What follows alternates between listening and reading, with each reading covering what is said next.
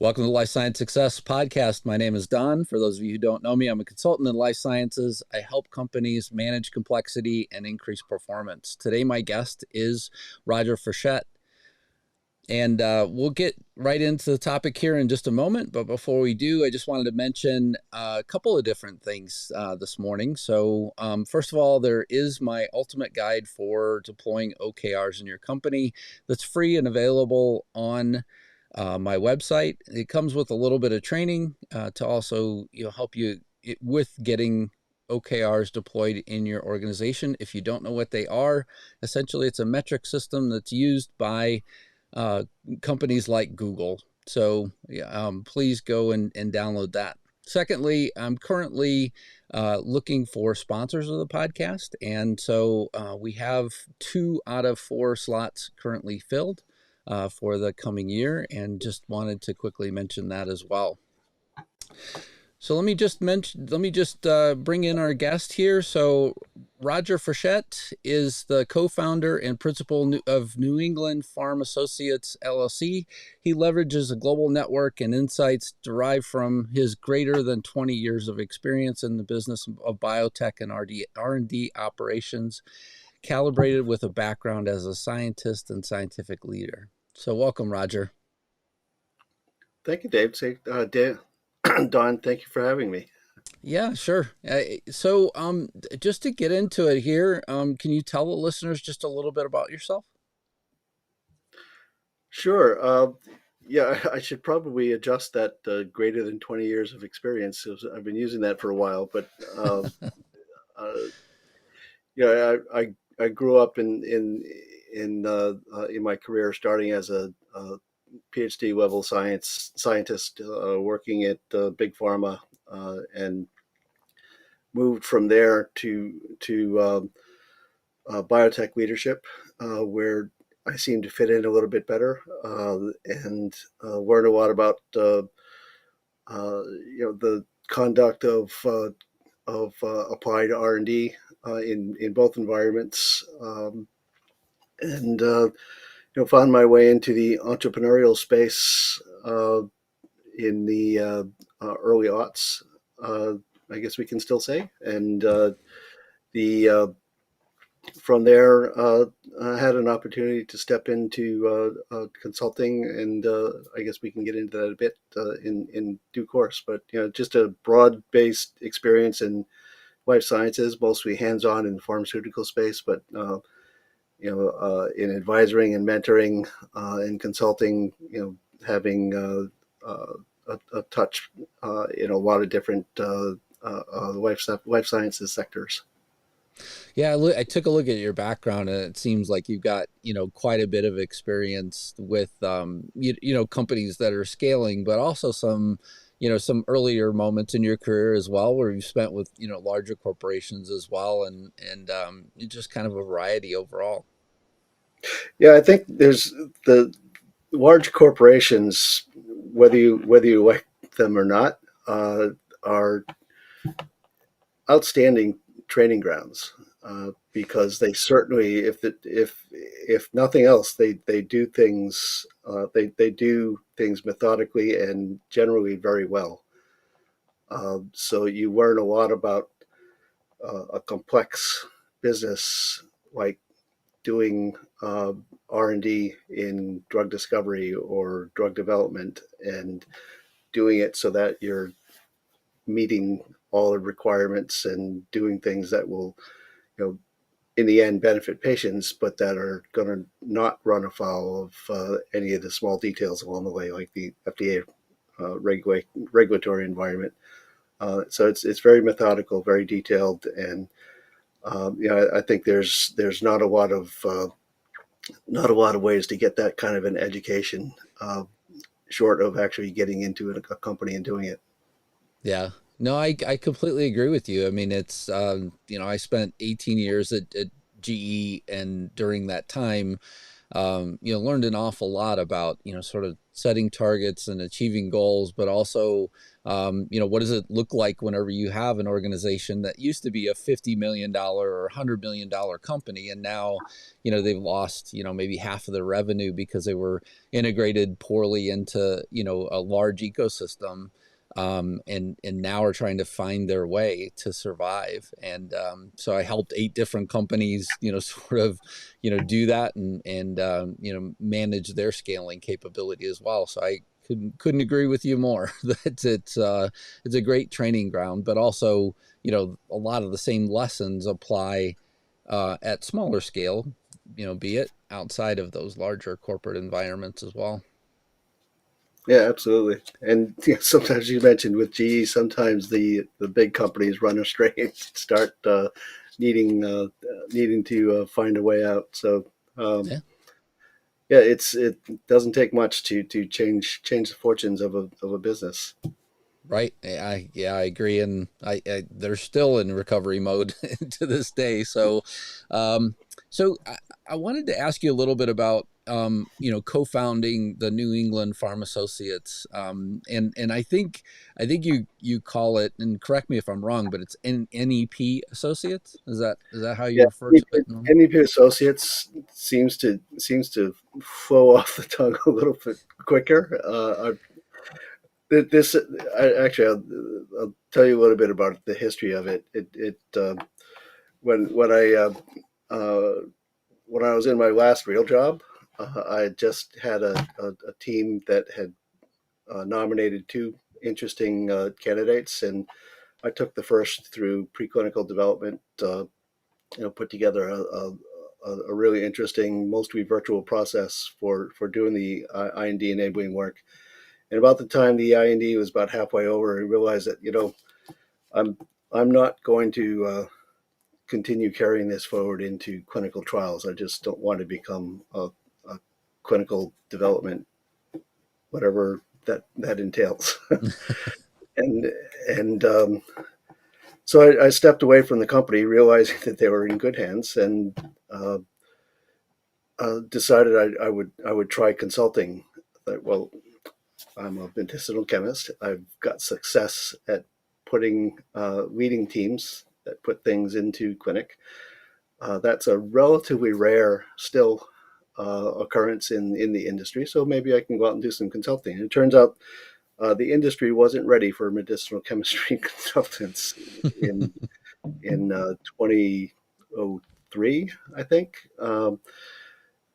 It there's quite a lot of that going on now, uh, just because of the dynamics of the business. But I got a couple of brief engagements after having started this consultancy as a solo uh, practitioner thing, uh, and it was I had a completely unrelated to drug discovery kinds of engagements, and the one drug discovery engagement I got ended up being derailed my early entrepreneurial consulting path, because we ended up uh, uh, I helped a company with the problem. We liked the company so much we bought it. So the a little more complicated than that. And it was a company called Genome Therapeutics had been doing drug discovery with a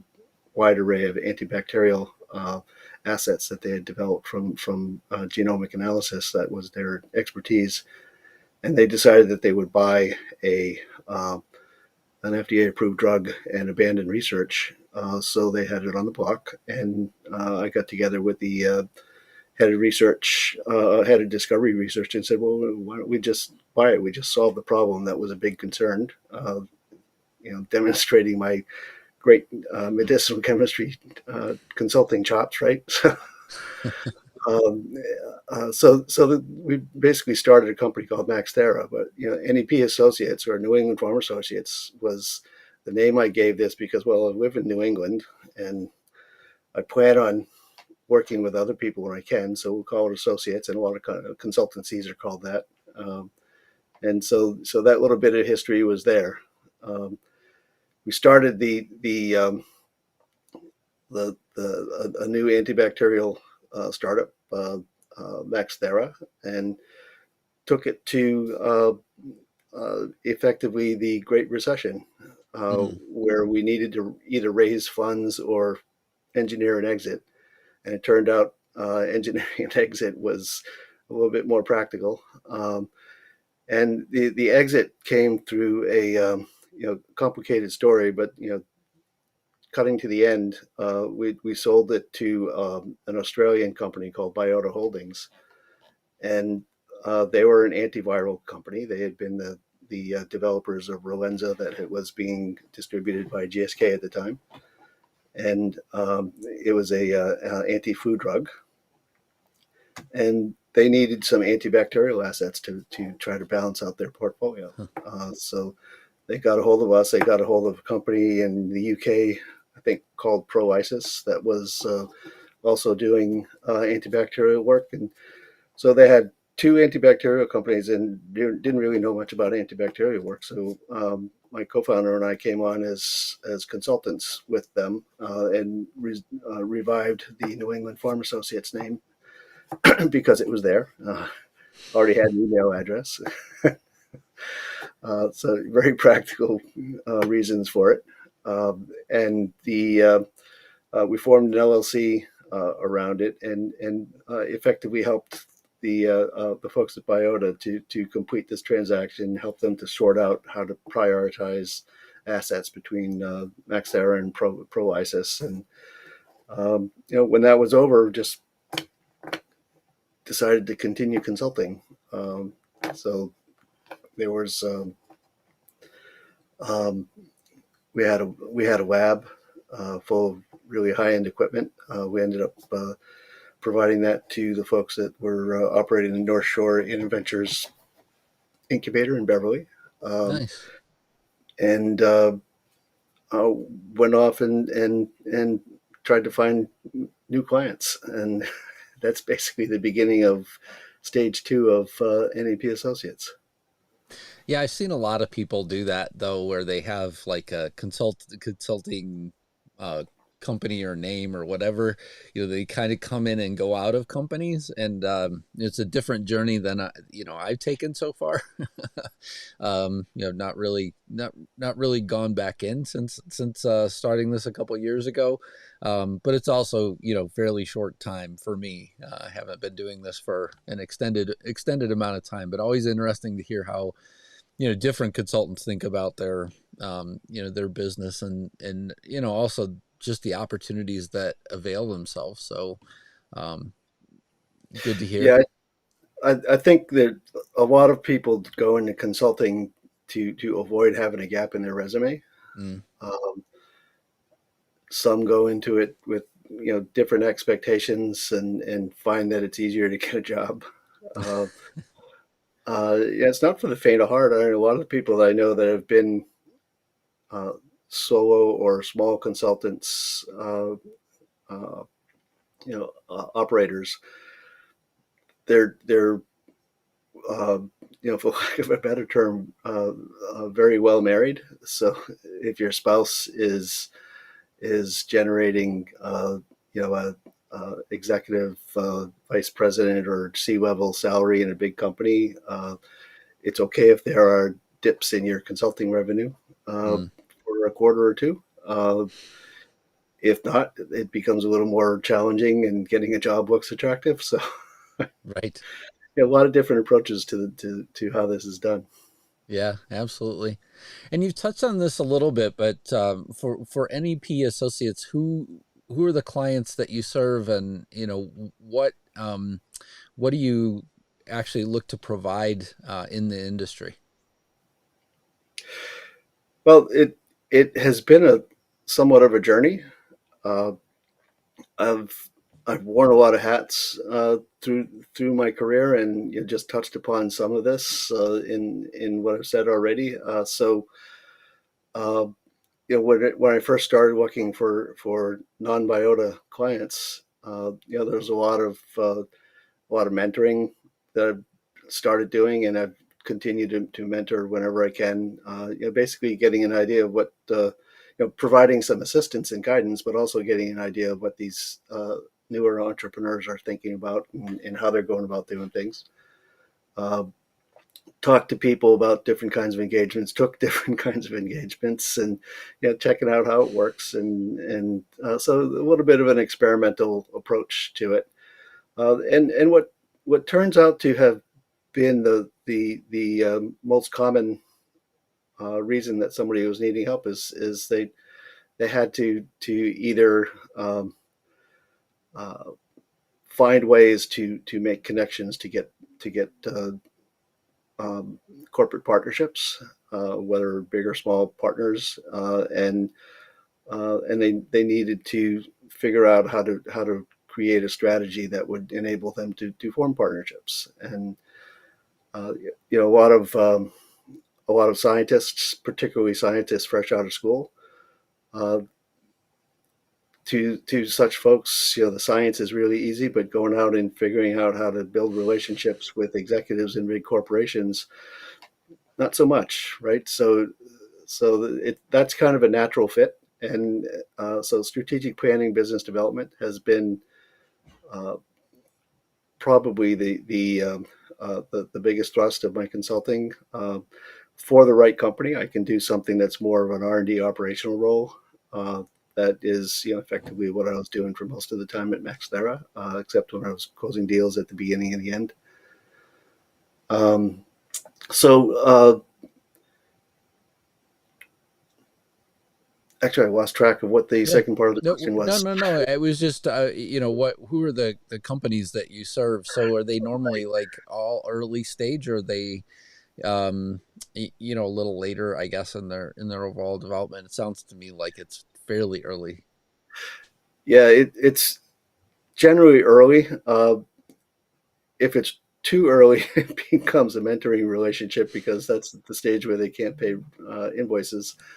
Uh, but typically, the clients that I've been working with are companies that have either seed or Series A stage financing. So they've got some money to get stuff done. They've got some money to hire people, but they realize that it's not an infinite amount of money. So they're wondering how they can hire those outrageously expensive, experienced executives. And when I come along and they can see they can hire somebody with experience that doesn't have to be full time, that doesn't have to be outrageously expensive, it starts to look like let's have a conversation. Right. Yeah. I mean, it's one of the reasons why we've gone the fractional COO direction as well in my organization, because a lot of the organizations that we've run across just, can't afford somebody with experience. So then they wind up making the mistake of, trying to fill a bigger role inside of the organization with somebody that doesn't have any experience. So then, you're sort of fighting that curve of, just their learning curve, as well. And I've talked to some CEOs where they just said, look, I mean, this is a nightmare. I mean, I don't know exactly, what I can do so that this individual, can actually support my organization as it's, ramping up, especially, as they start to get venture capital funding, because there's a lot bigger expectations at that point in time, versus, hey, if you're early on working on grants and other things, maybe those same expectations are a little lower at that point in time. But there's a definite shift as you start to get venture capital funding as well. Yeah, well, there's been fractional CFOs for quite some time, right? So Right.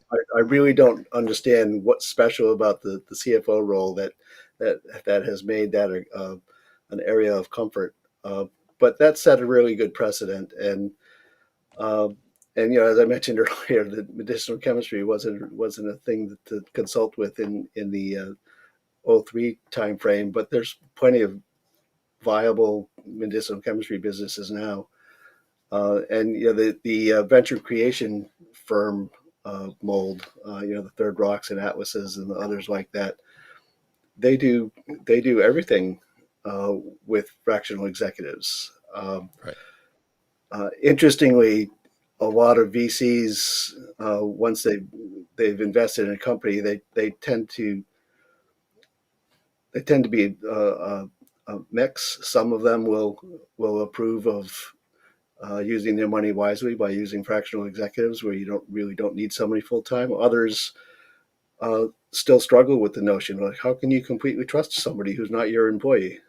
Mm, So there's still those interesting conversations that take place, but it's definitely gotten much more common, and there's certainly a lot more fractional BDOs and COOs. I know uh, uh, I know quite a lot of them beyond you, that seem to be thriving. So right. I see that as a good thing. I've always been a fan of entrepreneurial companies and early stage companies focusing on their science, not on fancy facilities and high priced prima donnas. Yeah. Well, I mean, the other thing I constantly am sort of trying to remind people as we're having, varying conversations is the real place that you started out from was focusing on your innovation. And there's a secondary part of this, which is running a business, which is not easy. And then to go back to, even the business development, there may be other rungs of the same exact thing where it's just, you can either focus on, the business development side, or you can focus on the innovation. If you focus on both, you're going to be half as good at both Right. at best. So yeah, it becomes a greater challenge. But that leads me to my next question for you, which is, what are the biggest challenges at NEP Associates? I think the the biggest challenges are at spectrum. One is where uh, client work is is doing well, and the client is making good progress, and the workload starts to pile up, and it's difficult to stay within the confines of our contract, but it also puts pressure on other things like other clients that might not be facing quite as much pressure. So that's an interesting. It's it's not a bad place to be, but it just creates challenges that are the part of trying to figure out the path forward. So focus on making sure the client's successful and figure out how to do the rest. Yeah. Um, and the other side of it is all client engagements come to an end, and in the in the instance of uh, uh, uh, being a fractional chief business officer, sometimes sometimes you reach a stage where you've done so well for the company that they need a full-time chief business officer, right? Um, and so then there's a need to look for more clients. And if you've been really, really busy with the client work, then the pipeline needs to be built from scratch. So there's a bit of a seesaw there with the boom or bust kind of economy of being a consultant. So yeah, those are the two biggest challenges. Time management when things are going really well, and uh, okay, what do I do next when the client engagements have ended? Yeah. Yeah, I mean, it definitely is something that I've heard a lot about with regards to just the cyclical nature oftentimes of the work that we do as consultants, but also, the same being the opportunity that comes with a lot of the time management challenges as well. Yeah. Well, I guess in a perfect world, one would have a a consultancy business development group takes care of filling those gaps. But I chose to go for a simpler way. Right. Yeah. And where do you see the biggest opportunities?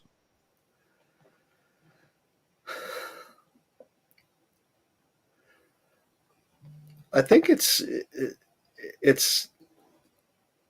at least from where I'm sitting, the entry of new drug modalities and really scary, smart young entrepreneurs who are developing these things. And I had a conversation with one yesterday, uh, and you know it was uh, really interesting hearing this 20 something fresh MIT graduate, well, a couple of years out, maybe a year out, and he is speaking about solving a massive problem in the uh, drug discovery continuum, and uh, it and I struggled to understand some of what he was saying, but from what I got, it sounds really outrageously impressive and promising. Um, and I see things like that in what do you know, RNA modalities are starting to get attention of investors. I suppose that might have something to do with some vaccines that came up at one point or another. Sure. Uh, but the but there's a lot of companies starting up in that space, and so you look at these modalities, and they're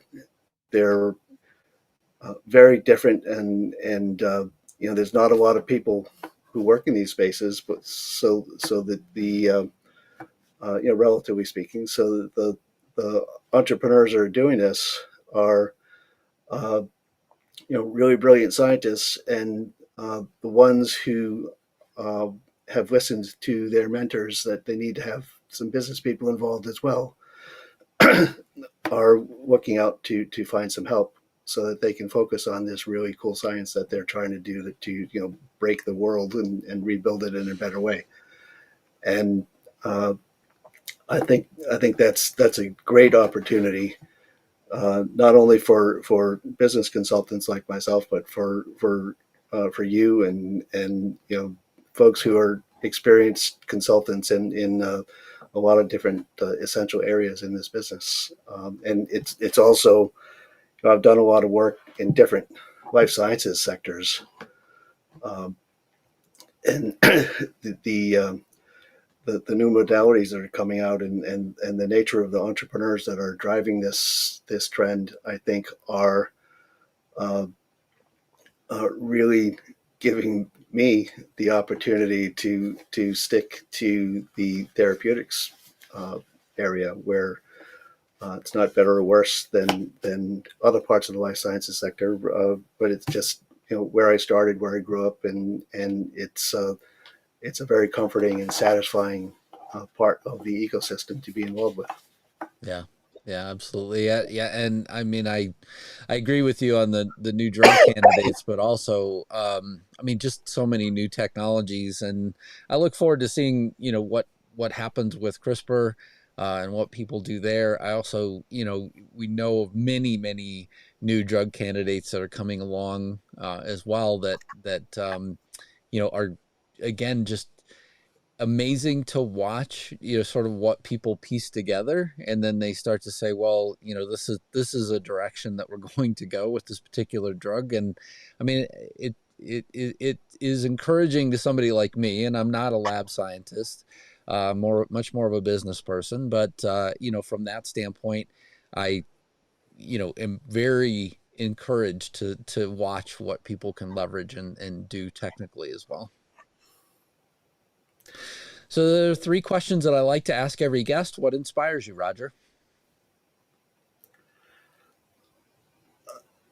It's carrying on to the theme of what we were just talking about. What really inspires me are really smart, really intuitive, intellectually driven uh, entrepreneurs who have a brilliant idea or technology or whatever it is that and the best ones are where it derives from their work in graduate school or postdoc, uh, which incidentally wasn't a thing when I was in graduate school or postdoc. uh, Yeah. and they're looking to have their impact on the world, not in a haughty or arrogant sort of way, but they have total confidence that their science is going to change things for the better, and they're starting a company, um, and also starting a company and taking the time and the energy to seek out uh, companies starting education. Hmm. Right. They so they're smart enough to do all this brilliant science that such that they also understand that there's stuff they don't know. So they're learning about entrepreneurship. They're taking uh, multiple accelerator courses. They're looking at multiple mentoring programs. So oftentimes you see some young entrepreneurs who've never had a real job in their life, and they're looking, sounding, acting, behaving like a seasoned C-level executive, um, but they know that they still need help, Yeah. um, and they actively seek it out, and that inspires me. I think that is really cool because I've known a lot of entrepreneurs uh, who've not gone that way, and we don't know who they are now. Well, this is for sure a risky space to not know something as well, right? I mean, there's so many things that you have to know as an entrepreneur as well, and it goes beyond a lot of the theory that unfortunately, I seem to find in a lot of the entrepreneur education classes, but it also goes beyond that into how do you problem solve and how do you sort of do things and think about things in a way that actually will deliver a quality product at the end of the day. So thank you for sharing that. What concerns you? I think uh, trends in the financing of innovative startups. Mm, Um, you know, I've mentioned the venture creation model, and I think that has, in principle, the capability to do some really great things, and certainly in some cases that has come to pass. Uh, but it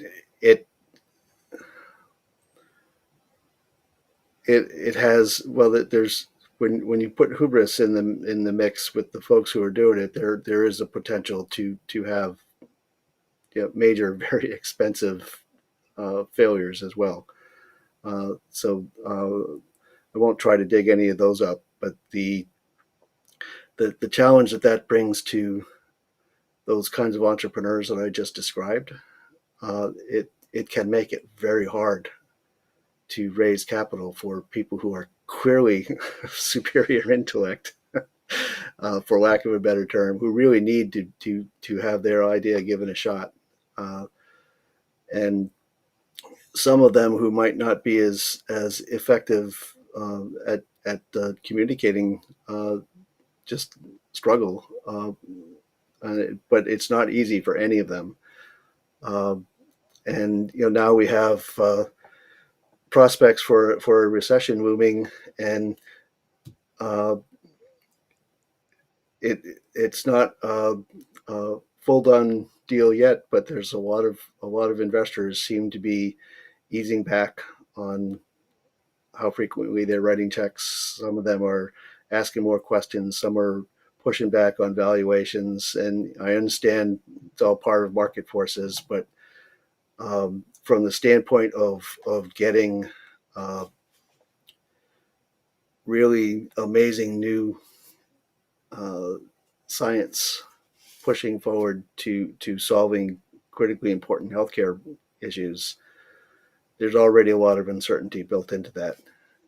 Yeah. And there's always been a lot of uncertainty and angst and strife and anxiety involved with getting it financed. When you throw in the different kinds of phenomena that are going on now with the interplay between entrepreneurs and the investment community, it just adds to it and makes it even more difficult. So that does concern me. Yeah, on Thursday, tomorrow, I actually am interviewing Barbara Perlman, and she has an incubator, or I guess helps an incubator somewhere up there in the Northeast, and I'll be interested to hear how, what her perceptions of the current, sort of market, um, stances at this point in time. I mean, from an outsider's view, it definitely, aligns with what you've said in terms of things slowing down and not a lot of people, currently investing. And then of course we have in the new year, we have the JP Morgan conference that'll happen then as well. And again, it'll be interesting to see what happens as people come out of there. What are their impressions from, investment as well. Yeah. Go ahead. Well, and the good news is that there are still some folks who are active, right? So it's not all doom and gloom. Right. I recently started working with a very very early stage startup that has solved a completely different problem with uh,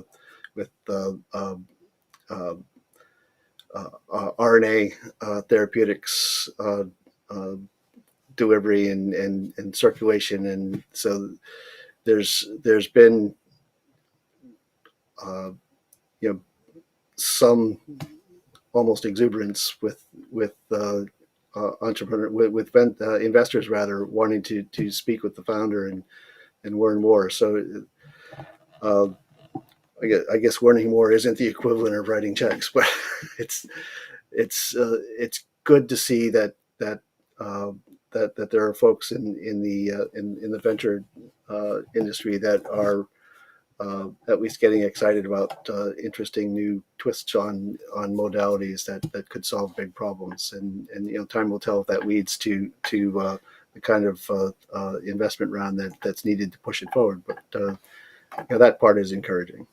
Yep, absolutely. Last question. What excites you? It's always been really interesting